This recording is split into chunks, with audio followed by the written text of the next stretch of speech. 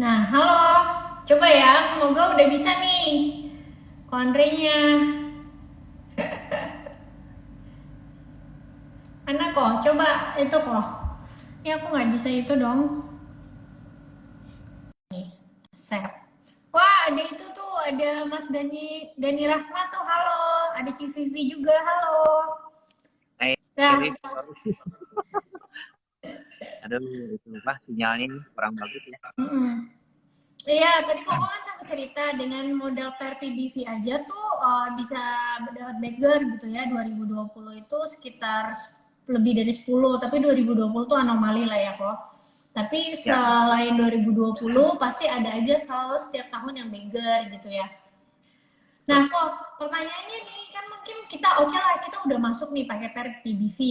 Nah kita itu masuknya nyarinya apa? Kita compare sama emiten lain atau kita beli karena historinya. Contoh misalnya kayak kalau misalnya standar deviasi gitu ya. Misalnya kita kalau beli saham ketika misalnya dia pernya itu lagi murah dibanding standar deviasinya sama beberapa tahun terakhir gitu ya.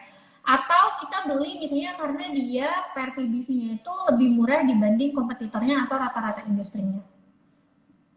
Oke. Jadi kalau saya sih harus memahami dulu definisi, balik lagi ya definisi model bisnis tadi ya, Liv. Jadi ada 6 tadi, kita harus pahami dulu dan kita lebih cocoknya pendekatan menggunakan yang mana. Karena balik lagi ya, ini salahnya yang saya perhatikan dulu ya, pertama kali saya join di saham juga, investasi saham ya, atau enggak mungkin di buku-buku kayak seperti Warren Buffett, kan padahal itu bukan Warren Buffett yang nulis ya, tapi orang lain kan yang nulisin nulisin Hmm. pengalaman Warren Buffett ya. Itu mendefinisikan kalau menurut saya sih belum tentu tepat 100%. Jadi kita harus pahami dulu 6 model bisnis tadi, karena membeli saham itu tuh nggak semua bisa diperlakukan sama. Jangan sampai memperlakukan saham cyclical dengan saham fast grower itu sama. Itu yang bahaya gitu kan. Saham turnaround dengan saham cyclical sama. Saham turnaround dengan saham Star Wars itu sama. Itu bahaya gitu ya. Jadi kalau saya sih lebih senang kita pahami dulu itu bisnisnya tuh. Nah kalau saya pahami dulu model bisnisnya, berarti misalkan contoh turnaround. Saya tipikal orang yang mencari saham yang turnaround, fast grower, dan cyclical. Saya akan lebih banyak porsinya tuh justru bobotnya lebih banyak di turnaround. Karena saya tahu turnaround, saya akan memikirkan perusahaan-perusahaan yang lagi kesulitan, bukan perusahaan-perusahaan yang lagi untung gitu kan. Nah artinya jelas screening saya berbeda dengan perusahaan-perusahaan. Nggak bisa saya menggunakan screening ROE, menggunakan screening yang seperti itu nggak bisa. Jadi saya akan cari perusahaan-perusahaan yang lagi kesulitan justru. Nah makanya dengan pola pikir seperti itu tuh berbeda ya, nggak bisa di semua disamaratakan. Itu Liv kurang lebih. Oke. Okay.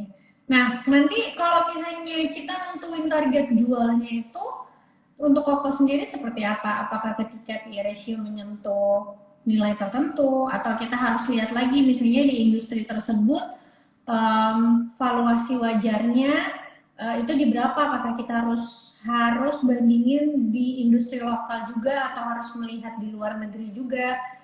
Bagaimana valuasinya? Oke. Okay.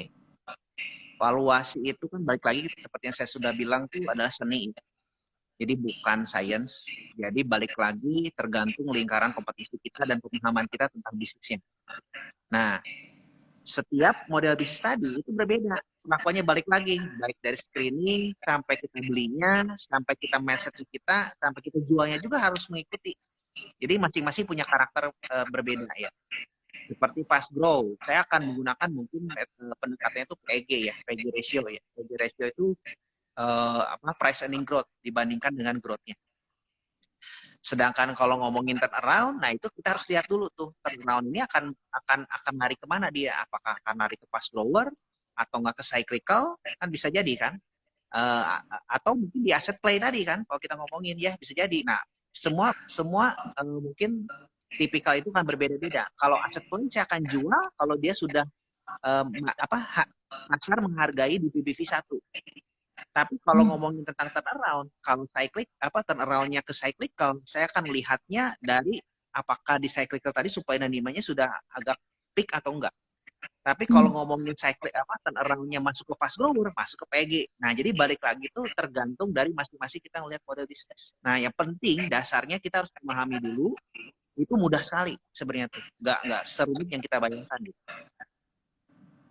Oke. Nah, kok ini kita sambil bacain pertanyaan ya.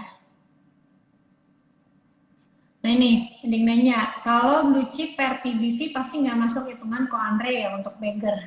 Tadi juga ada yang nanya tuh, kalau blue chip bisa nggak beggar katanya? Saya terus terang bukan penggemar blue chip ya, gitu kan. Apalagi yang udah market cap-nya rata-rata, ya saya kasih pengecualian ya misalkan di atas mungkin 100 T gitu kan, itu udah menurut saya agak akan coret gitu ya, terus terang aja. Bahkan di atas 50 T aja saya udah pertimbangkan tuh.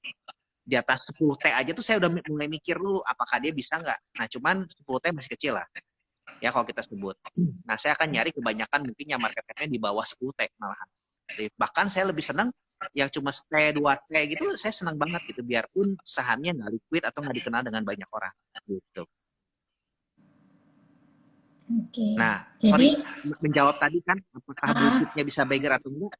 Bisa sebenarnya beggar, karena kan blue chip ini hampir rata-rata itu masuk kategori Star Wars ya. Kita jangan ngomongin bahwa Star Wars itu nggak bisa beggar, tapi berapa lama waktu beggarnya gitu kan? iya. Iyalah, kalau ratusan triliun, katakanlah BCA gitu udah 700 triliun, mau kali duanya berarti 1.400 triliun butuh waktu berapa lama ya. Bisa aja sih jadi 1.400 triliun, tapi ya nanti mungkin berapa puluh tahun lagi kan kok. Masalahnya berapa lama. Itu. Ya. Kalau ngerubah 1 triliun jadi, iya. Kalau ngerubah 1 triliun sampai 2 triliun kan ya mungkin lebih cepat kan. Kayak misalnya contoh ASA sekarang berapa ya? Kok 12 T atau 20 T? Aset sekarang ini berapa ya? Tapi kayaknya masih di bawah 100 gitu ya? Berapa ya? Iya, masih di bawah 125 kalau nggak salah. Ya kan? Itu juga kan dari tadinya cuma berapa tuh? Sekitar 5 triliun ya tadinya, pas di harga 700-an itu. Ya. Nah, kalau misalnya ASA sendiri, kok Andre waktu itu nentuin targetnya tuh ngelihatnya apa sih? Kok apakah dibandingin sama GNT atau bagaimana? Oke. Dulu saya pertama kali beli ASA tahun 2020 itu tuh di harga 400 perak ya. 400 perak sampai range-nya 500 perak itu saya pernah hitung tuh di pairnya 7 sebenarnya tuh di tahun 2022 kalau nggak salah. Oke. Waktu itu pairnya berapa kok? Waktu itu pairnya masih berapa? 2020 itu pairnya berapa? Di harga 500 itu pairnya berapa? Wah, itu pair puluhan lah. Pair mungkin 30 atau 40. Oke. Saya proyeksikan tuh di tahun 2022 itu bisa pair 7. Oke. Nah, saya udah hitung. Nah, itu saya pede kan. Akhirnya saya masuk pada saya terus terang tahun 2020 porsi paling besar tuh di ASA. Di akun saya saya bisa 100% ASA full. Terus yang yang dipanin saya tuh kurang lebih sekitar 30-40% lah biasa. Dibeli di harga range-nya tuh di 400 sampai ke 500 average. Saya terus average up tuh. Sampai ke 500 lah ya. Harga rata-rata saya tuh 500. Nah, kalau di harga sekarang, saya menghitung lagi kan, itu kan kemarin tuh ada sekuritas tuh yang ngitung lagi tuh katanya ASA bisa sampai 10.500, 10.300. Karena dibandingkan dengan valuasi GNT. Nah, saya terus terang mulai nggak pede. Terus terang ya. Karena kenapa? Sudah tidak berada di lingkaran kompetisi saya. Karena kan itu sudah ngomongin tentang ibaratnya kan financing ya. GNT mendapatkan dana, ya suntikan dana gara-gara valuasi di harga sekian gitu. Nah, kalau menurut saya sih balik lagi ya, bisnis itu sederhana. Yang penting masuk akal dan show me the money gitu kan. Labanya untung enggak gitu kan kalau kita lihat. Nah, sampai saat ini kan labanya ASA masih kecil. Ya kalau kita perhatikan labanya masih kecil. Jadi saya sih masih belum pede ya dengan valuasi 1.300 perang, tapi ya senang aja karena kan saya masih di dalam, biasa sendiri masih ada setengah gitu kan. Nah, tapi kan punyanya dari harga berapa ya kan tuh? Nah itu yang penting sih ke sana ya. Tapi kalau untuk beli lagi di harga sekarang sih udah nggak pede sih terus terang gitu. Tetap inilah ya kok seoptimisnya tetap kalau sekarang butuh pembuktian ya kok, karena harganya juga naiknya udah melebihi fundamentalnya ya, tinggal tunggu pembuktiannya aja gimana kalau misalnya memang 2 tahun lagi bisa target 2 juta parcel dan lain-lain, kan pasti nanti kan valuasinya adjust lagi ya kok ya. Benar, benar banget gitu. Jadi Iya, kita ngikutin story-nya apa lah. namanya? Iya betul. Jadi kadang kalau misalnya kita mau bandingin sama perusahaan luar, jadi kita harus tahu ya apakah perusahaan luar itu lagi apa. Kalau misalnya lagi refinancing, udah pasti kan valuasinya lagi naik ya Pak ya. Jadi kita nggak bisa Heeh, terlalu bandingin juga sampai angkanya sama gitu. Oke betul. oke. Kan harganya kan sudah harga ekspektasi itu kan harga yang Iya benar-benar. apapun kita sebut Tapi ya. Jadi kan gimana? emang kayaknya udah biasa kan kok, mau apapun itu kalau misalnya target tuh bisa dinaikin terus gitu. Orang mestinya dari target 4.000 nyampe, nanti orang bikin lagi targetnya jadi lebih tinggi lagi kayak gitu. Sama juga kalau misalnya harga saham turun, udah turun pasti ngarepnya oh masih bisa nih turun ke misalnya ya 200, nanti udah 200 pasti bisa nih turun lagi nih kayak gitu, terus targetnya Ya, ditambah-tambahin terus ya kan. Tuh. benar banget. Contoh gini lah kalau Oh kita iya, kalau sebutnya ya. kamu mau nanya dong. Oke, Kenapa? silakan, silakan. Enggak kok aja Ya, dulu. oke. Ya contoh misalkan kan kayak ASA gitu ya, kalau kita bicara Hmm. 10.500 kan udah nggak masuk akal ya perbandingannya ya. Nanti mereka Hmm. tinggal ngomong gini kalau nggak mencapai target, oh ya salah revisi target Hmm. gitu kan. Bisa gitu ya, gitu ngomongin kan. Hmm. Jadi nggak bisa berubah Hmm. juga. Benar-benar. Balik lagi kalau menurut saya sih, Hmm. jadi valuasinya itu nggak. Yang penting kita percaya kan gitu kan. Kalau kitanya udah nggak percaya juga jangan terlalu diikutin. Hmm. Nah, nih kok tadi kan Koko ada bilang waktu tahun 2020 Koko lihat ASA itu Koko hitung di tahun berapa jadi PR7? PEP 7 tuh tahun 2022 kalau nggak salah. Di tahun 2022 jadi PR7 tapi itu dengan harga 500 dong. Ya betul. Harga 500 itu diproyeksi di tahun 2022 jadi PR7, which is kalau misalnya dibeli di 500 pada saat itu adalah kalau labanya terus meningkat maka Koko beli di harga yang murah gitu ya kan. Yang dimana kalau Iya, misalnya laba terus bertumbuh udah pasti kan nanti harganya tuh udah nggak mungkin di PR7 gitu kan ya. Oke oke. betul. Soalnya banyak mungkin orang yang belum ngerti kok kenapa sih kok bisa beli perusahaan di PR yang mahal gitu. Mungkin mereka juga belum ngerti cara ngitung forwardnya gitu bahwa sebenarnya harga sekarang kalau nanti labanya bertumbuh ada growth which is EPS meningkat, maka forwardnya itu pernya di harga sekarang itu bisa jauh lebih rendah kayak gitu ya Pak. Iya. Sebenarnya sih sederhana ya kalau saya ya Liv. Jadi karena saya kan memang berangkatnya dari berbisnis ya, Hmm. dari berbisnis gitu kan. Jadi saya cuma mengerti simpelnya gini aja. Sekarang kan sama seperti kita bisnis atau nggak kita mau membeli sebuah bisnis. Misalkan kita mau buka restoran gitu kan. Yang kita harapkan apa ya? Jelaskan keuntungan ya, laba kan, gitu kan. Nggak mungkin dong kita pengen bisnis pengen rugi gitu kan atau cuma Hmm. gaya doang gitu kan. Kalau gaya doang mah ya itu makan beda beda cerita ya. Tapi kan yang kita harapkan itu adalah labanya kan bisa menghasilkan untuk kita kan kalau kita ngomongin. Nah jelas namanya bisnis kan harus bertumbuh tiap tahunnya. Nggak mungkin dong kalau nggak bertumbuh kan kurang lebih seperti itu. Nah itu aja sih tinggal kita melihat pertumbuhannya bisa berapa sih betul apa yang katakan sama Olive tadi gitu kan. Bisnisnya bagus ya bisnis yang bertumbuh kan gitu. Nah itu aja simpelnya tinggal kita cari bisnis yang bagus, kita beli, udah diamin aja kita nggak usah pusing-pusing. Nah itu enaknya investing ya multi bagger investing gitu loh. Oke. Nah, kok nih ada yang nanya nih kok dari siapa nih namanya tadi? Bentar ya kok aku katasin. Maria Anim KH. Kok gimana caranya meyakinkan saham bisa beggar? Karena kalau salah analisa, takutnya jatuhnya jadi judi dan kita nggak ada akses untuk cek ke perusahaan untuk lihat model bisnisnya katanya. Oke. Sekarang zamannya serba internet ya, itu gampang banget ya. Saya pun sekarang ini kan kebanyakan lagi COVID tuh di rumah terus tuh. Di rumah aja nggak pernah datang ke perusahaannya tuh bisa apa namanya tuh bisa ngecek banyak hal ya.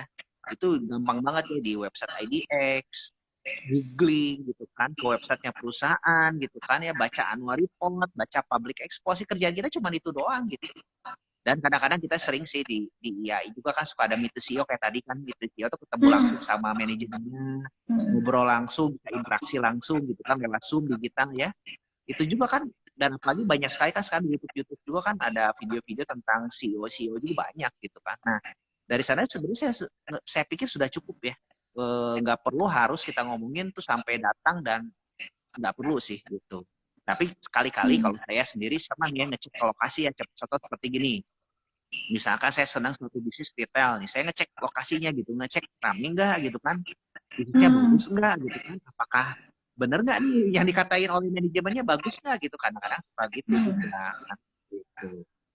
Nah Jadi iya saya kok. pikir sih Gimana tuh cara teman-teman gimana? nih yang masih pemula menilai nih manajemen apa yang disampaikan manajemen tuh beneran atau cuma sebenarnya janji-janji manis doang? Oke, balik lagi kalau saya sih ngelihat manajemen mah dari track record ya, track recordnya Hmm. apakah dia baik atau enggak, dia jujur atau enggak, kompeten atau tidak gitu kan ya. Memang kalau saya sih lebih senang yang punya track record yang cukup baik ya gitu. Ada Cara sebenarnya tuh ceknya, track istilahnya tuh, recordnya kalau versi Ko Andre gimana? saya sih gampang ya, tinggal googling aja tuh, Hmm. googling di internet tuh, cari aja kan ada fraud nggak gitu kan. Biasanya tinggal Hmm. dikata-kata, misalkan contoh manajemen nama direksi gitu A, itu Hmm. tinggal tambahin kasus aja, kasus A, kasus Bapak A gitu kan. Banyak muncul nggak? Kalau banyak muncul kan, wah biasanya tuh kan kalau yang GCG-nya kurang baik itu banyak kan kasus PKPU, banyak Hmm. digugat, terus banyak kasus-kasus apa, kayak contohnya satu emiten tertentu tuh yang apa pengembangnya ngemplang susah nggak ini kan, itu kan kita kita dengan mudahnya gitu cari informasi, tinggal googling sebenarnya tuh Rif, gitu nggak sulit Hmm. sih. Oke, kalau misalnya model bisnis juga sebenarnya bisa dilihat di laporan tahunan sih, ya kayak terus laporan Benar. presentasi, terus juga public expose itu biasanya ada model bisnis perusahaan. Bahkan biasanya kalau perusahaan-perusahaan yang bagus tuh di laporan presentasi atau public expose itu mereka sampai bikinin gitu loh, kayak apa namanya apa kayak semacam pandangan industri tersebut selama beberapa tahun ke depan itu seperti apa. Kayak misalnya contoh Menara ya, kalau teman-teman misalnya lihat TWR itu Tower Bersama punyanya Jarum, itu mereka tuh di public expose-nya atau di laporan presentation-nya mereka tulis industri overview-nya selama beberapa tahun ke depan kayak gimana. Terus misalnya contoh kalau untuk tower itu kan 5G, pasti kalau misalnya yang perusahaannya bagus mereka akan tulis kayak gitu, jadi dari situ kalian sebenarnya bisa kira-kira gitu, mereka pasti by data gitu, nggak mungkin asal ngomong sih gitu. Kalau misalnya Betul. nggak ada public expose-nya, nggak ada laporan presentasinya, itu justru yang mestinya tanda tanya, karena kalau perusahaannya biasanya jujur pasti ngaji ini juga seterbuka itu ke investor ya kok ya. Betul, jadi kalau memang yang manajemennya jujur, dia akan berbicara padanya, itu yang pertama. Hmm. Nah, terus yang kedua, saya biasanya juga suka membandingkan antara janji dia di public expose, realisasinya gimana, kesampaian nggak Hmm. gitu kan. Nah, itu juga salah satu Roadmapnya apa dicek ya, ya kok ya, kesampaian nggak roadmapnya istilahnya dicek betul. ya. Contoh gini, dia mau bikin pabrik nih, ternyata pabriknya nggak jadi lift. Nah, kan itu juga salah Hmm. satu integritas ya. Omongan Iya yang betul. disampaikan tuh apakah dilaksanakan atau enggak. Itu kan salah satu Hmm. yang kita menguji integritasnya dia. Hmm. Nah, terus di lapangan, saya pernah sampai, kenapa sih sampai sedemikian yakin asa ya? Saya pernah sampai ke lapangan, kebetulan kan saya ada bisnis juga yang gerak di bidang ekspedisi ya, tapi bukan Hmm. di Antar aja ya, tapi yang lain ya. Saya Apa tuh? bandingkan tuh model ya, yang ada aja lah ya. Nah, apa namanya itu saya bandingkan model bisnisnya. Udah gitu saya bandingkan karyawannya. Kebetulan kan itu yang ekspedisi itu kan bukan perusahaan saya, tapi kan saya franchise juga lah. Eh, Hmm. saya bandingkan tuh, oh, cara manajemen memperlakukan dan segala macam itu luar biasa. Asa itu sangat luar biasa.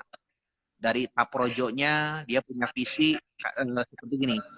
Karyawan, semua karyawan-karyawan di Antar Aja itu hak dan kewajiban itu benar-benar dipenuhi. Sedangkan kita tahu ya di ekspedisi-ekspedisi lain, saya akan sebut lah, banyak juga kan ada demo-demo kemarin tuh yang apa sih, yang demo mogok karena upahnya kurang gitu kan, banyaknya seperti itu kan karena saking mereka pengen efisien. Sedangkan di Antar Aja tuh yang efisien tuh di modal bisnisnya, sehingga kebutuhan karyawannya nggak cuma hanya dari hak kewajibannya juga, tapi dari moral loh, dari moralnya mereka dikasih di tempat yang lain boro-boro dilakukan gitu kan, itu yang saya lihat sendiri gitu. Nah, itu yang menjadikan salah satu apa ya, kalau kita sebut tuh kenapa saya yakin perusahaan ini akan bertumbuh sangat besar, karena kita nilai juga dari manajemennya gitu. Kalau kita nggak menilai dari manajemennya, semua yang dibicarakan, apa yang dijanjikan itu bisa jadi kan belum tentu terwujud gitu. Ya. Betul, betul, betul. Kayak misalnya ada perusahaan yang menjanji right issue, nggak taunya pas udah keluar right issue-nya nembusnya cuma yang paling dikit. Jadi suruh publik yang nembusnya paling banyak. Padahal kalau yakin sama perusahaannya harusnya pengendali nembus paling banyak dong, ya bener nggak kok? Iya, betul betul. Jadi kan kalau yang yakin kan berarti kan harusnya kebanyakan diambil sama dia ya, Liv ya, gitu kan logikanya ya. Iya, iya, iya, iya. Oke, kalau lanjut ya. Oke. Ini dulu deh pertanyaan dari aku. Kan tadi Koko bilang Koko tuh lebih suka malah saham-saham yang nggak liquid. Kayak aku sebut aja ya, misalnya Hero, aku tahu tuh. Terus misalnya Mapa gitu. Tapi kan sahamnya nggak liquid kok. Orang tuh kayak suka ngomong gitu, buat apa beli saham nggak liquid gitu. Itu Koko gimana? Belinya setiap hari gitu pelan-pelan nungguin belinya nyicil atau gimana? Kalau misalkan memang nggak liquid ya, nggak liquid itu susah banget gitu ya. Memang saya lakukannya nyicil loh. Maka nyicilnya terus gitu. Nyicil terus gitu kan dananya sampai ada. Tiap hari saya nyicil gitu. Nah, biasanya kadang-kadang kan kalau saya ya ibaratnya mah kalau kita ngomongin ini mah ya pengalaman saya pribadi gitu beli itu ya susah banget kan kalau pengen bawah sekali juga nggak mungkin lah gitu kan naikin dikit gitu kan ada yang mau jual ya saya beli gitu kurang lebih. Nah jadi kalau bagi saya sih yang nggak liquid itu justru keuntungan ya bukannya malah kerugian menurut saya. Kenapa? Kalau yang nggak liquid itu nggak terlalu volatil sebenarnya. Saya senang yang nggak Hmm. terlalu volatil. Kalau yang terlalu volatil itu yang sudah justru diketahui oleh banyak fund manager di saat market crash sekarang 2%, itu pada dibuangin tuh kan, pada panik gitu kan, pada ini pada dibuangin. Sedangkan kayak Hero kan nggak kemana-mana tuh, masih dia aja di sana gitu kan. Seperti ada emiten lain yang saya beli lah, dia mah jadi sana gitu kan. Kalau kayak Mapa kan udah ceritanya beda, dia udah naik duluan, udah banyak yang beli. Tapi kan kemarin kan turun dulu karena kan terkait dengan COVID ya, takut tadinya COVID gitu. Jadi itu sih Q3-nya ya Pak kekhawatiran ya? dalam gimana? Gara-gara Q3-nya. Nah kemarin ada yang nanya tuh, ada yang ganti pertanyaan. Koko sendiri sama Mama masih yakin nggak? Masih sangat yakin banget, saya masih hope. Kuartal 3 sih kan memang jelek ya udah tahu ya dari kemarin juga udah Iya. gara-gara COVID kan. Hmm. Cuman Hmm. yang sekarang ini dia turun itu tuh gara-gara kan ada varian baru tuh takutnya terulang Hmm. lagi lockdown di Indonesia gitu. Makanya kan semua pada takut gitu kan. Kalau menurut saya sih kayaknya udah kurang apa ya. Sekarang vaksinasi di Indonesia kan sudah hampir 50% ya kalau kita sebut ya. Itu juga sudah sangat bagus sekali kan digejot terus setiap hari. Biarpun ada varian baru ya kalau kita ngomongin kan tingkat kesadaran dan ininya kan prokesnya lebih ketat. Malahan kebijakan terakhir dari pemerintah sendiri kan adanya PPKM level 3 di akhir tahun itu Iya. justru menurut saya itu sangat bagus tuh, bukan jelek. Iya. Buat Kenapa ngejaga ya. bisa ngejaga gitu kan bahwa pemerintah sendiri kan sekarang udah lebih aware dibandingkan yang kemarin gitu, nggak mau terulang lagi yang kemarin gitu. Nah, biarpun nanti ada tingkatnya kenaikan juga, MAPA pun sudah belajar. Nah, juga ya, nggak cuma pemerintah, tapi MAPA pun sudah belajar gitu kan, dia mengembangkan omnichannel gitu kan, kalau kita ngomongin. Nah, jadi Hmm. saya sih masih sangat yakin ya kalau kita sebut balik lagi kan yang penting kita paham model bisnisnya kita paham kita mau ke gimana gitu kan apa ini dalam kategori bisnis apa ya saya sih pegang tenang-tenang aja nggak terlalu pusing gitu kurang lebih seperti itu. Hmm. Oke, jadi itu untuk teman-teman yang mungkin punya mapa ya nggak usah takut, kontri juga masih pegang. Aku juga masih kok. Padahal tadinya Nah udah itu cuannya tebel, sekarang cuannya berkurang, tapi ya udah nggak apa-apa. ya apa sih Itu salah satu favorit saya ya gitu ya, salah satu itu favorit saya demi kalau konflik. ya demi ya kok demi mendapatkan cuan yang gede, jadi memang ya harus sabar. Masa Gitu. gimana mau dapat cuan yang gede kalau misalnya ngeholdnya aja nggak berani, bener nggak kok? Iya. Asa contohnya saya pengalaman. Oh jangankan Asa, tadi saya kan ngomong Breeze. Breeze di tahun Hmm. 2019 itu saya beli 300 turun 50% loh, 150 loh, 140-an sekian loh itu kan. Kalau kita ngomongin 50%. Ya Hmm. gimana nggak stres kan kalau sekilas gitu kan. Tapi kan kalau saya tahu kan ini perusahaan murah malah lebih senang saya beliin aja terus gitu kan. Hmm. Ada beberapa perusahaan yang saya nggak yakin gitu kan ya saya bahkan cut loss saya pindahin ke Breeze waktu itu tempat gitu kalau kita ngomongin. Karena saking yakinnya kan beli aja terus tuh Breeze gitu kan sampai rata-ratanya Hmm. kan di tengah-tengah gitu. Nah, begitu ya kalau kalau kalau Bapak sih saya kan beli di bawah ya. Nggak jadi nggak press up lagi sekarang biarpun turun ya. Nah, tapi singkat cerita kalau kita ngomongin tuh kayak ASA contohnya ya. ASA tuh saya pengalaman tuh kan saya beli tuh rata-rata itu di 500-an ya. Sekarang tuh hampir ke 3.000-an, berapa ya, 3.800 atau 3.000 berapa sekarang? 600% lah kurang lebih kan. Sampai saat ini tuh cuannya tuh baru 600%. Nah, perjuangan ke 600% itu tuh nggak gampang ya. Sempet naik turun, kan turun dulu tuh di angka berapa ya, turun dulu kan kalau kita ngomongin ya. Nah, karena kalau kitanya panik ya kita pasti kan udah jual dulu deh, take profit dulu kan. Nah, untuk mencapai ke 10.000 kan 10 kali lipat ini juga kan tentunya kan masih ada turun naik. Nah, jadi kalau menurut saya sih yang penting kita pahami dulu. Dulu saya ingat banget nih, ASA waktu di berapa ya? Ada ngomongin apa sih? Istilah teknikal tuh apa ya? Apa head and shoulder atau apa ya? Yang patah tren atau apa? Pokoknya menjadi wah ini bakal terjun lah, turun banget itu di berapa waktu itu masih di angka 1.000-an lebih atau 2.000 ya, saya lupa lagi tuh. Tempat katanya tuh ini tuh apa katanya tuh bakal turun inverted apa ya? Head and shoulder. Iyalah, pokoknya mah antara apa yang ininya sama apa Iya, itu itulah pokoknya. Ya. Nah, itu kan wah, pada panik gitu kan. Ya saya sih peduli amat gitu ya kalau ngomongnya seperti itu, karena saya tahu oh, ini growth story-nya tuh masih tinggi. Antar ajanya tuh masih sangat luar biasa gitu. Sehingga ya saya hold aja. Udah gitu kan. Nah, itu sih. Jadi kuncinya tuh kalau menurut saya yang penting kita pahami bisnisnya, kita ngerti, terus kita ngerti prospeknya, udah sesimpel itu. Karena yang kerja manajemen bukan kita gitu. Tinggal kita pantau kan, berkala ya. Nah, cuma mungkin kalau orang tuh banyak yang suka mikirnya gini loh, kan misalnya udah cuan nih, contoh kayak apa, misalnya tadi udah cuan tebel, tahu gitu jual aja, nanti masuk lagi di bawah. Nah, menurut kakak tuh gimana? Kalau saya pribadi sih bukan orang yang bisa timing the market ya. Kalau mungkin kan Olive bisa, kalau saya sih nggak bisa. Nah, kan Olive tuh jago kan, misalkan di technical juga jago ya, kayak CPV jago gitu kan. Kalau saya boro-boro lihat technical aja nggak ngerti gitu, Liv. Jadi kalau bagi saya tuh, saya nggak bisa cuan di technical, saya sih nggak maksakan diri ya untuk belajar hal itu kalau saya. Tapi kadang-kadang ada orang yang cocok di technical ya. Jadi saya sarankan sih memang cari metode masing-masing lah, nggak usah memaksakan diri ya, yang nyaman aja, yang sesuai dengan nyamannya. Karena yang di technical atau pakai gaya apapun juga saya pikir pasti bisa cuan ya, selama gayanya benar dan dia fokus. Nah, kalau saya ya karena saya nggak bisa, jadi saya nggak bisa timing the market. Ya udah, saya yang penting saya tahunya ini bisnis masih bagus, masih growth, saya pegang. Ya kalau mau naik turun itu sih dinamika aja ya, nanti juga saya akan untungnya lumayan kok. Pengalaman saya melakukan hal tersebut, CAGR saya cukup lumayan gitu. Tiap tahunnya saya nggak terlalu pusingkan, oh si itu dalam waktu short term bisa untung berapa. Saya nggak pusingkan hal itunya. Yang penting tuh kita harus pede dengan diri kita sendiri dan kita punya target pribadi, itu aja sih. Oke. Ya.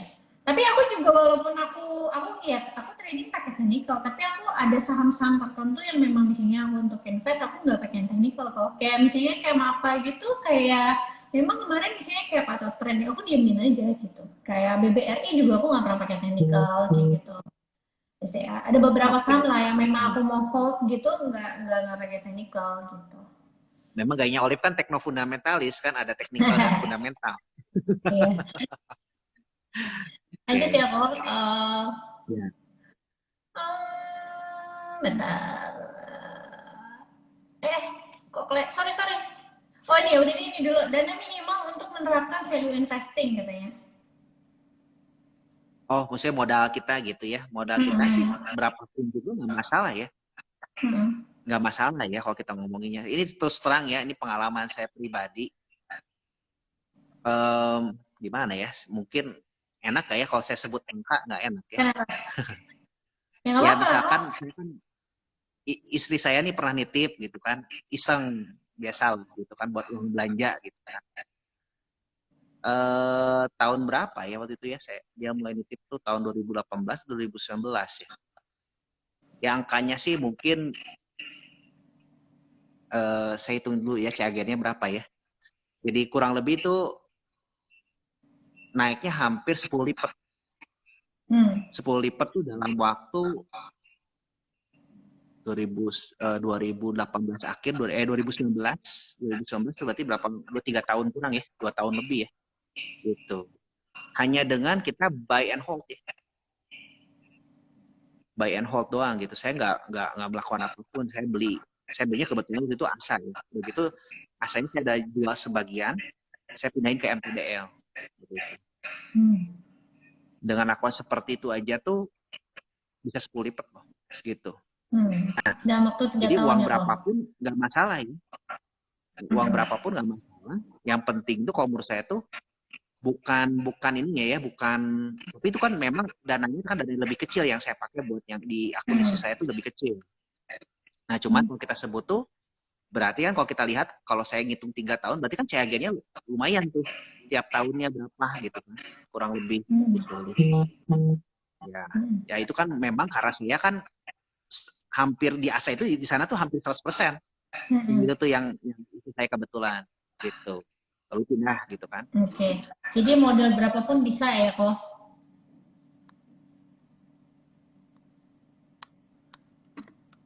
Kok? Ya, oke. Oke. Tiga value investing books tuh yang harus dibaca kok. Oke, buku ya. Buku tuh Peter Lynch ya. Kalau menurut saya yang pertama, kalau dulu saya menyarankan ke yang buku Warren Buffett Way, tapi saya lebih sering sekarang bukunya tuh buku Peter Lynch. Itu yang wajib baca. Ya kalau menurut saya itu yang utama. Terus yang kedua, Warren Buffett Way boleh ya, tapi saya lebih senang sih Monis Pabrai dulu. Ya, Monis Pabrai itu yang Dando Investing. Itu bagus tuh. Terus yang ketiga bolehlah Warren Buffett Way. Kalau saya sih 3 itu ya. Kalau mau tambahan boleh sih Benjamin Graham, tapi saya lebih senang bahasa yang lebih simpel dimengerti itu ke Dando Investing. Apa dado investing kok? Aku belum pernah baca tuh. Monis Pabrai itu yang nulisnya. Dando Investing. Bukunya simple, itu menurut saya maknanya luar biasa ya. Okay. Tuh kata Aris, kok kalau value investing nggak takut saat dibawa turun katanya? Ya semua orang nggak mau ada yang mau dibawa turun ya, Liv ya. Itu full porto ya, bener nggak Liv? Ngomongin jujur ya. Iya. Tapi kan market turun naik itu kan dinamika ya. Jadi kita harus terima, jangan sampai kitanya nggak berteman gitu. Ya kalau Iya. sih pikir sih, selama kitanya sudah full porto di dalam gitu kan, udah gitu tuh kita lihat bahwa bisnisnya prospeksi masih bagus ya hold aja, ngapain pusing gitu sih. Karena kan ibaratnya kalau dunianya kiamat kita baru pusing gitu kan, tapi kan dunianya nggak kiamat ya oke gitu ya, nggak masalah, bisnisnya masih bagus, baik-baik aja, masih bisa berbisnis dengan baik gitu kan, justru kesempatan ya buat kita ya untuk nambah kalau ada dananya lagi gitu. Ini ada yang nanya kok, kalau untuk value investing gini, kalau kita pakai sistem nabung tiap bulan gimana katanya? Oke. Nah ini pertanyaan yang bagus ya. Kadang-kadang banyak orang juga kan mensalahartikan bahwa dengan menabung saham ya, slogan menabung saham tuh kalau kita sebut seperti gini lah, ya udah yang penting mah beli aja saham tiap bulan gitu. Padahal nggak semua saham cocok digituin. Nah itu dia, hati-hati gitu kan. Jadi kalau saya pribadi sendiri, saya akan mulai memporsikan dulu tuh investasi, yang dana darurat dan lain-lain itu Olive lebih jago lah. Tapi kalau saya sebut dana investasi itu sekian gitu kan. Nanti kalau ada dana itu nggak langsung saya beliin saham. Saya akan cek dulu, kalau ada yang murah baru saya beli. Tapi kalau nggak ada yang murah, saya tabungin aja dulu, kumpulin dulu gitu. Begitu saya ada kesempatan, saya baru beli. Nah kalau saya seperti itu sih. Jadi jangan main hajar tiap bulan tuh langsung. Iya, saya biasanya orang nggak tahu kok kalau misalnya lihat dana nganggur di RDN tuh bawaannya pengen beli apa gitu. Nah itu juga hati-hati ya, gitu, hati-hati gitu. Menurut saya sih lebih baik, lebih wise, gak usah terlalu terburu-buru ingin membeli saham, tabungin aja dulu, kumpulin gitu kan, lihat kalau ada yang murah baru tembak gitu. Tapi kalau nggak ada yang murah sih, bagian dari strategi ya kok. Iya betul gitu kan, nggak usah buru-buru sih. Nah kita mau kemana emang gitu? Yang penting kan tumbuh porto kita, hati tenang gitu kan. Jadi kita selalu belinya pas ada momen kesempatan kita beli gitu. Oke. Lanjut. Oke. Oh nih, um, value investing by Warren Buffett ada namanya mode advantage yang cenderung bersifat trade secret. Bagaimana kau bisa tahu? Ini saya maksudnya agak kurang paham nih, mood advantage itu maksudnya itu di mode bisnisnya gitu ya. Bersifat trade secret. Trade secret itu maksudnya gimana ya? Saya nggak paham tuh trade secret.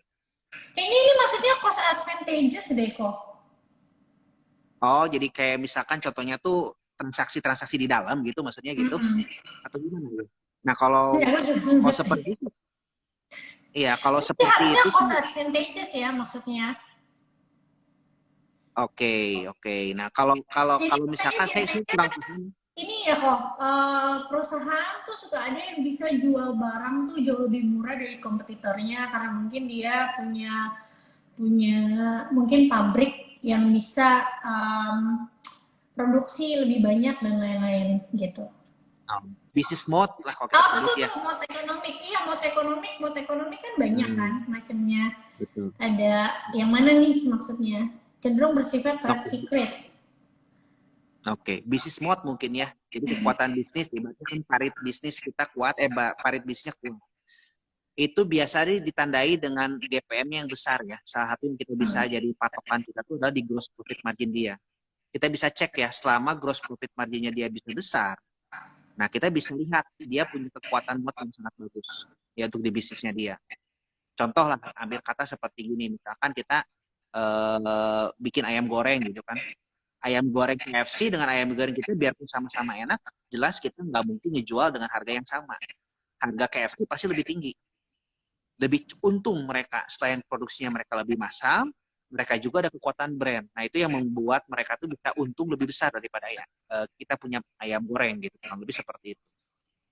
Nah kalau itu sih mudah, transaksinya tuh di GPM, di gross profit margin kelihatan Oke. gitu Okay. mungkin Lih.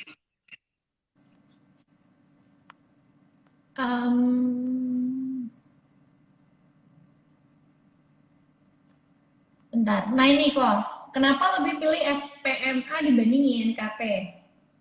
Wah ini tahu siapa nih? Tis Kok tahu ini? optimum katanya. Saya nggak pernah mention SPM, aku tahu. Waduh, Alumni jajan jangan-jangan. broker nih.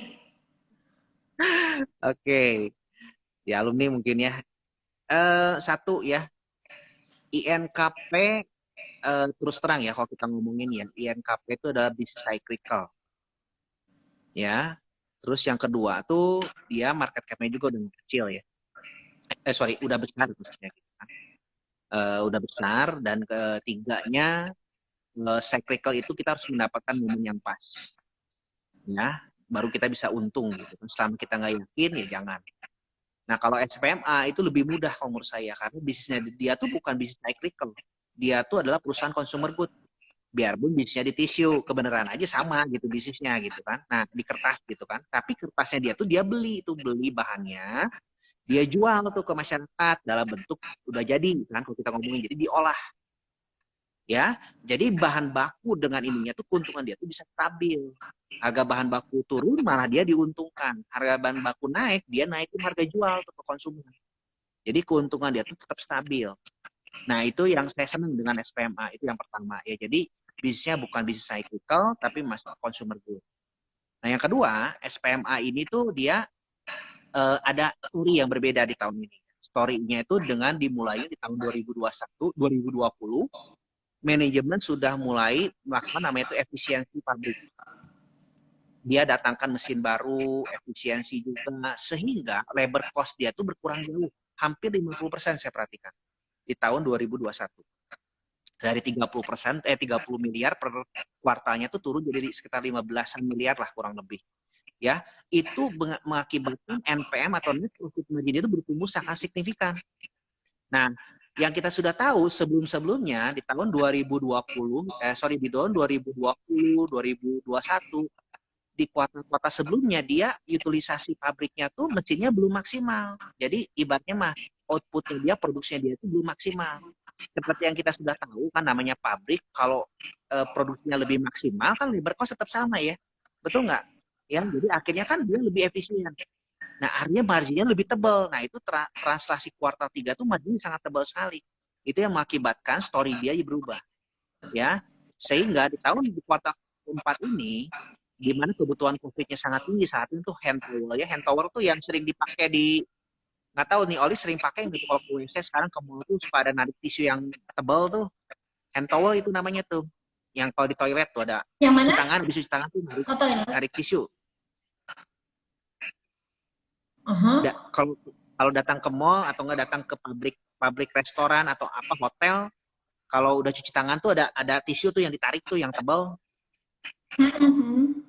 Nah, itu diproduksi sama Yep. SMA gitu. Nah, itu Hmm. dia kuat di sana gitu kan. Nah, itu kebutuhan akan tisu itu sangat tinggi sekali ya sekarang tuh gitu. Apalagi Hmm. sekarang sudah dibuka restoran, hotel itu semakin banyak minta gitu. Sehingga manajemen juga optimis banget kuartal 4 ini tuh akan bertumbuh luar biasa tuh. Oktober aja, November aja tuh sudah tinggi banget tuh dia penjualan. Nah, itu yang membuat saya lebih yakin ya Hmm. dibanding dengan INKP. Berarti kalau misalnya consumer juga target valuasinya juga bisa lebih tinggi dong kok. Yes. Nah, itu yang menariknya, Liv, Iya. gitu kan. Hmm. Apalagi kan kalau kita sebut, saya hitung-hitungan saya ya mudah-mudahan tepat Hmm. ya, tapi kan hitungan saya sih kemarin sih, tapi sekarang udah naik ya. Itu bisa Hmm. sampai ke pair 2, pair 2, pair 3 gitu kan. Tapi ya Hmm. anggaplah kita jelek-jeleknya, terburuknya pair 5 atau pair 6 aja itu udah berapa gitu kan. Oke. Kita sebutnya 2 kali lipat minimal ya harusnya ya. Itu harapan Oke. saya sih, tapi baik lagi Sekarang disclaimer on pair bukan berapa ajakan kak? dulu ya. Sekarang paling kurang lebih sekitar per 4 dah, 3 per 4 ya harusnya ya. Gitu kan. Pair 2 nih di koko lihatnya forward tahun berapa? Tahun depan, Oh, oke. Oke, oke. Targetnya ke pair per 10 pair 10. Oke, karena consumer ya kok ya. Itu juga kayaknya ya masih per konservatif tuh 15 pair sih. 10. Per 10 Oke. konservatif ya. Oke, Niko tadi bentar ya ada yang nanya di atas.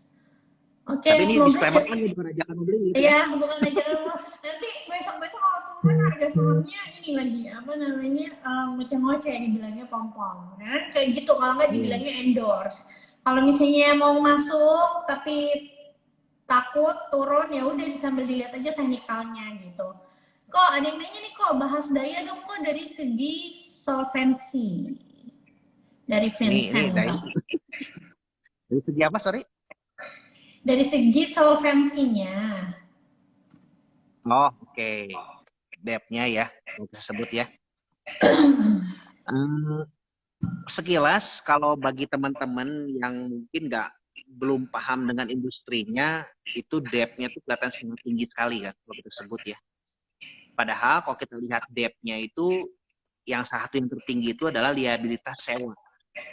Hmm. Liabilitas sewa itu kalau di retail di mall itu kan namanya juga kan memang harus dicatat kan. Sewa Hmm. berapa tahun yang akan datang gitu kan sudah kontrak gitu kan harus dicatat dulu, Liv. Gitu, Hmm. sehingga kan itu kan belum tentu ya bisa jadi kan itu kan bukan utang berbunga juga gitu kan. Nah, itu yang Hmm. perhatikan satu. Jadi sekilas kelihatannya kan kayak tinggi sekali itu kalau lihat hanya sekilas rasio gitu. Itu satu. Memang utang dia sekarang lagi naik karena kan lagi Covid, kemarin sempat sepi, dia narik dana dulu. Tapi kalau kita perhatikan dari rasio aktivitasnya dia, retail itu kan dia terima cash tuh. Begitu sudah rame lagi, cash flow-nya dia tuh meningkat pasti. Itu Hmm. bunga dia bisa dengan mudah dia bayar. Ya, cuman gara-gara kemarin kayak Mapak tuh kan sempet kan utangnya tinggi dulu karena dia lagi COVID, butuh bayar, penjualan lagi seret gitu kan kalau kita sebut ya. Nah, jadi ambil utang dulu, jaga-jaga nih, nanti begitu sudah ada mulai dibayarin tuh utangnya tuh. Hmm. Kayak Mapak kan udah mulai pelan-pelan dibayarin gitu. Nah, jadi balik lagi sih kita harus pahami dulu ya, mungkin modal bisnisnya kayak gimana. Saya sih cukup yakin ya dengan daya sendiri pun juga, disclaimer on ini ya, tapi jadi memang bisnis dia tuh menghasilkan sangat cash flow yang sangat bagus sekali gitu.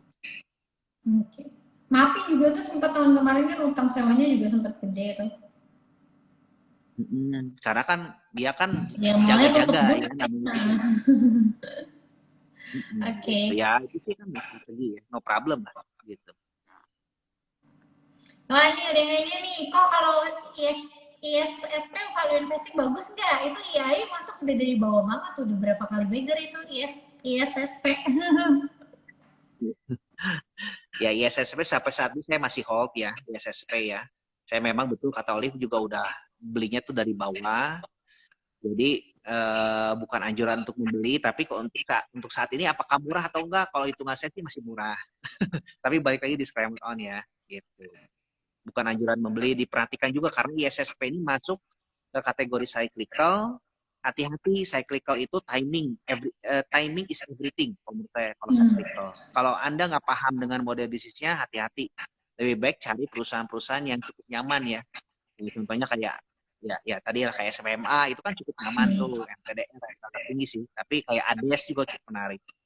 Semoga perusahaan-perusahaan yang nggak terlalu cyclical, saya sarankan mending bermain ke sana ya daripada yang kayak gini gitu. Tuh ada yang nanya kok ISPP-nya udah berapa beggar katanya. Saya average up terus sih kemarin-kemarin ini, jadi kan naik-naik ya average up saya ya gitu kan. Saya beli sih di 270-an awalnya gitu kan, naik-naik sampai rata-rata ya mungkin 300-an lah kurang lebih gitu. Karena kan average up terus gitu. Jadi sih belum beggar ya kalau kita sebutnya sekarang. Tapi Gitu. kemarin udah ke 500 ya udah lah kok. Tapi kan sekarang lagi koreksi. Ya, belum lah 300 kan, kalau rata-rata 300 kan 500 belum, tapi kalau dari 200 belum beggar sih untuk yang ISSP ya. Oke, oke. Kok targetnya ISPP Pi berapa kok? Hitungan saya sih kemarin sih pi 5 itu kan berarti kan kalau ini minimal 2 kan pi 5 ya, sampai akhir tahun ini masih pi 5 bahkan kurang ya. Anggaplah ya pi 5 itu berarti sekitar kita cari di 2 kali aja minimal pi 10 itu masih oke lah. 2 lipat dari harga sekarang ya gitu. Oke. Tinggal masuknya aja masih hati-hati ya kok ya, timingnya. Betul. Balik Nah, lagi. kalau cyclical itu perhatikan juga faktor-faktor dunia kan. Contoh kayak gini nih, tiba-tiba kan yang infrastruktur build-nya ada masalah tuh, kendor. Hmm. Atau enggak kan proyek-proyek di Indonesia molor, itu juga kan jadi pengaruh tuh. Hmm. Kalau kita sebut itu juga harus diperhatikan ya. Karena kan cyclical itu kita harus memperhatikan supply dan demand ya. Timing is everything. Gitu. Artinya sebenarnya kalau cyclical itu sebenarnya kurang ideal kalau masuk pas lagi hype atau lagi peak ya kok ya. Contoh misalnya kayak harga batu bara lagi tinggi, terus misalnya permintaan lagi tinggi, biasanya kan harga sahamnya juga lagi mengikutin kan. Nah, Kalau kalau saya misalnya kebalikan ya. nah, nah Kalau saya biasanya kan kebalikan kalau nih, lagi saya jadi nyarinya di primadona itu harga saham-saham. sahamnya suka ngikutin kan lagi naik. Terus orang baru pede gitu untuk beli. Ya, itu yang kebanyakan orang jadi akhirnya kejebak. Hati-hati gitu. Kalau Koko tadi bilang Gitu. Koko kebalikannya. Itu gimana tuh kalau mungkin supaya teman-teman ngerti? Harus cari yang lagi terburuk ya justru. Makanya harga-harga komoditas yang naik ini juga saya akan khawatir kan karena ada Hmm. potensi untuk turunnya lebih dalam. Hmm. Nah, makanya harus hati-hati dengan cyclical ya. Jangan sampai ini saya akan bermain cyclical itu lebih enaknya di saat kayak kemarin minyak harga lagi minus, sawit lagi terpuruk gitu kan. Itu enak banget tuh dapat baggernya cepat gitu. Jadi yang Hmm. kita sebut tuh hati-hati aja gitu. Oke. Ini pertanyaannya banyak Kalau banget mau kok. cari di Nggak harga apa-apa ya kok. sekarang, cari yang valuasi masih murah ya. Yang pasti murah ya. Gitu. Nah, ini udah. Bentar ya. Oh ini ada yang nanya kok, Steve kok, target konservatif SMDR katanya. Wih, SMDR kenapa juga ya kok ya mau itu ya? Aku tahu targetnya tuh.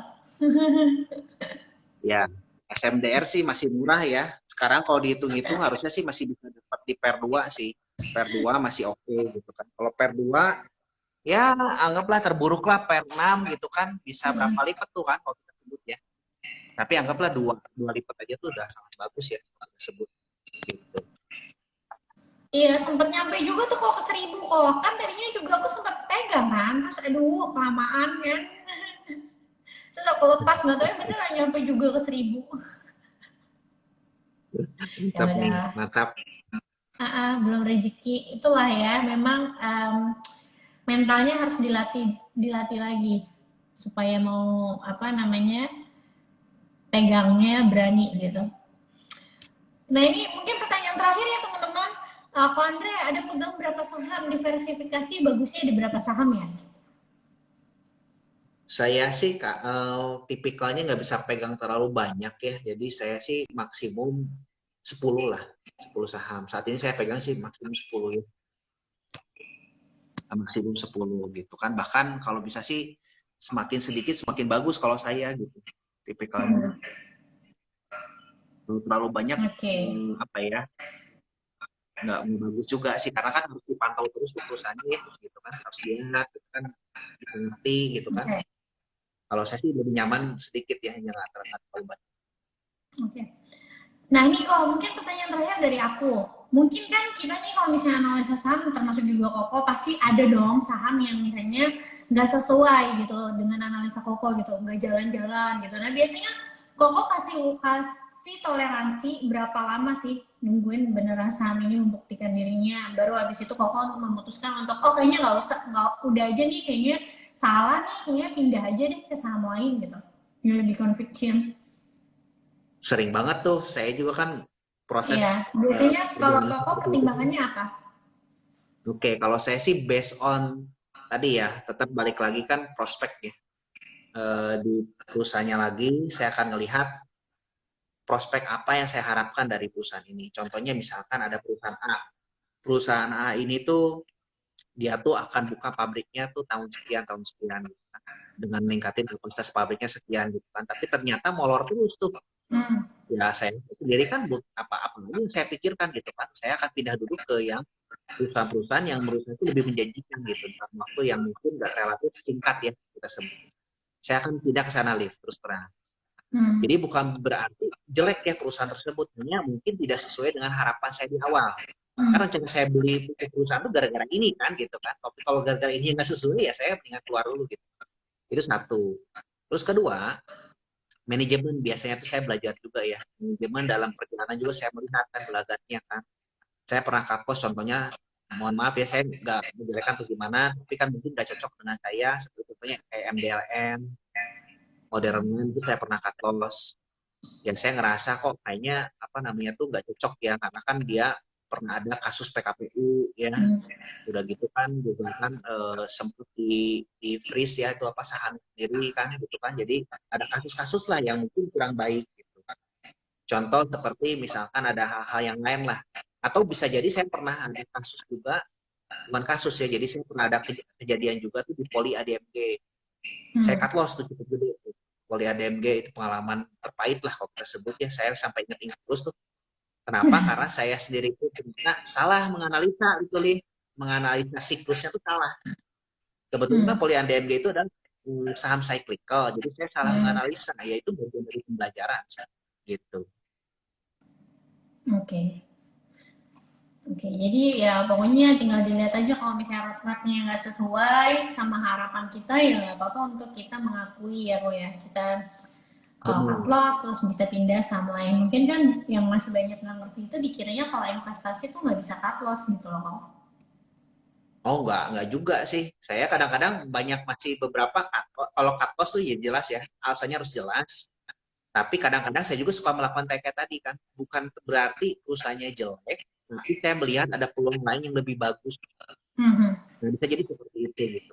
Kalau ada seperti itu, saya lihat yang ini peluang yang nggak kurang baik atau nggak sudah tidak sesuai dengan ekspektasi, ya saya akan pindah dulu. Bisa gitu loh. Saya pernah Kalau kejadian misalnya beberapa sampai kali. 1 tahun nih kok harga sahamnya belum gerak kemana-mana, kok tetap tungguin nggak? Saya pengalaman terlama saya bukan terlama ya. Saat ini saya contohnya pasti pegang Hero, tapi Hero saya udah naik tuh gitu ya. Hero mah kan saya beli dari 90 800 rata-rata ya terus saya terus ya gitu kan sehingga seribuan lah sekarang tuh seribuan lebih. Nah itu apa namanya tuh masih pegang sampai saat ini.